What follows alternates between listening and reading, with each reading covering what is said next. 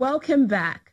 The United Nations Human Rights Agencies asked for international experts to be involved in an independent investigation into the killing of Saudi journalist Jamal Khashoggi, with access to evidence and witnesses.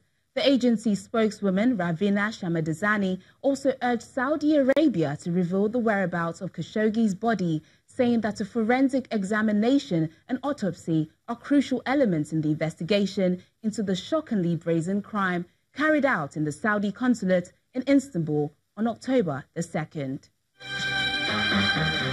According to Saudi Arabia itself, there are high-level officials who were involved in carrying out this crime, this shockingly brazen crime against a journalist who was a government critic.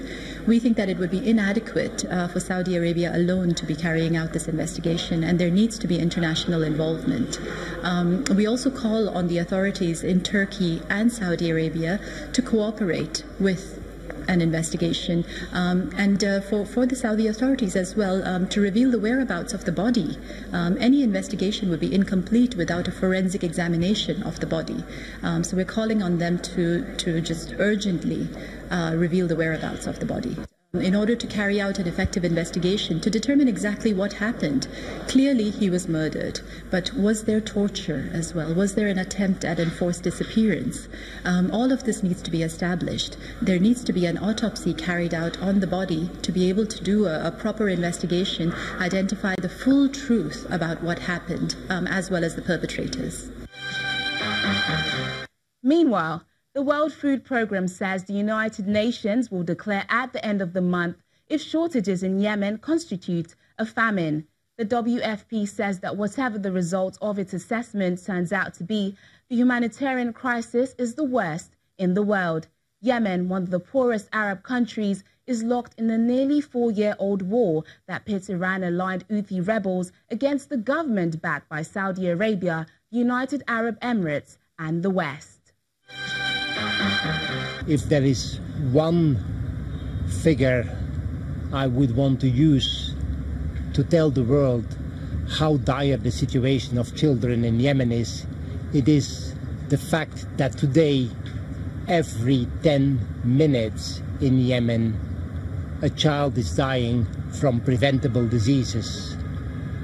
The huge levels of malnutrition are one of the important underlying causes of that high mortality rate, but also the very low levels of vaccination. Today in Yemen, 1.8 million children under the age of 5 are suffering from acute malnutrition.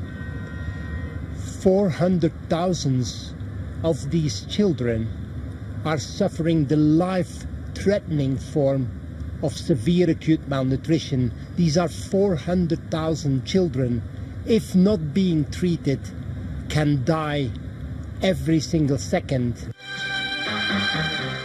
In Cameroon, scores of students kidnapped from a boarding school in the country's western northwest region have been reunited with their parents. The 78 boys and girls and 3 others were seized last Monday in the region's capital.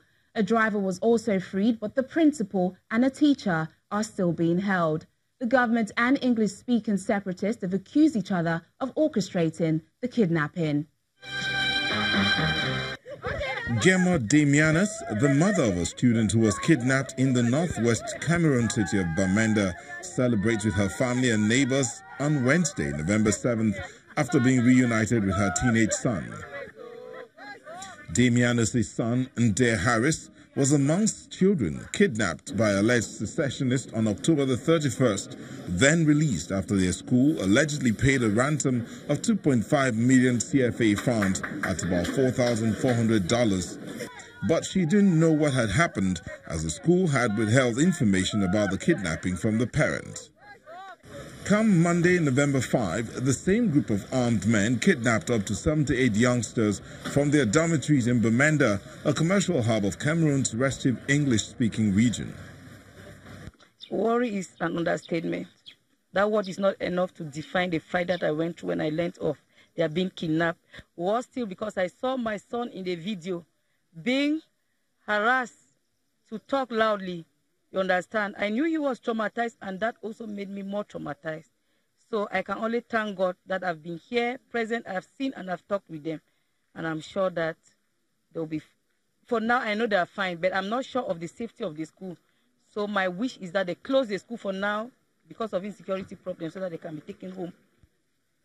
Samuel Funky, a minister of the Presbyterian Church in Cameroon, who negotiated to free the 78 children kidnapped on October the 5th, said no ransom had been paid for them, but gave no more details on the circumstances leading up to their release. Army spokesperson Didier Bardiek says the kidnappers released the children after the military found out their location. 2 other children are still missing along with the principal and teacher. 4 persons are still missing. All is being done to bring them back. And also the Dio of Noni, that was also abducted, has also been released. He is on his way coming to Bamenda.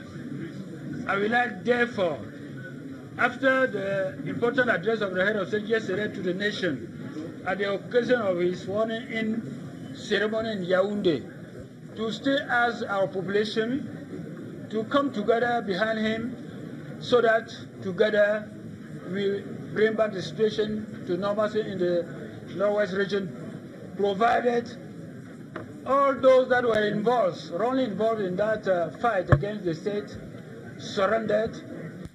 Cameroon's government blames the separatist rebels, who are insisting the government stage-managed it to give them a bad name. The attack on children, which resembles the 2014 abduction of more than 200 girls by Islamist militant group Boko Haram in Chibok in neighboring Nigeria, was widely criticized by rights groups. The question still remains as to which particular group actually took them, because the so-called Ambazonia separatist restoration forces that are operating within that particular area in the northwest region of Cameroon, they are accusing the government security forces of actually kidnapping the children. And what they are saying is their forces have been able to release those children rescue those children, to use the better word, from the government security forces. But on the other hand, the government is saying that the Ambazonian forces were responsible for the kidnap. The question which a lot of people are asking is, most of the schools that operate within those areas, especially in the northern region and the southwest regions, they are being manned by security forces from the government. And the question remains is, how come they were able to take these girls or these students without any gunshots from the military, without any kind of a struggle? So it is still open as to what really transpired. It is all about the battle of hearts and minds. You know, the government is trying to win the propaganda of trust from the population, and the Ambazonians are also trying to win the hearts and minds of the Cameroonians and the people in the diaspora.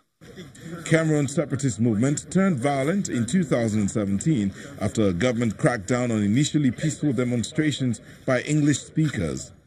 The linguistic divide is a legacy of a former German colony in Central Africa that was divided between allies, France and Britain at the end of World War I.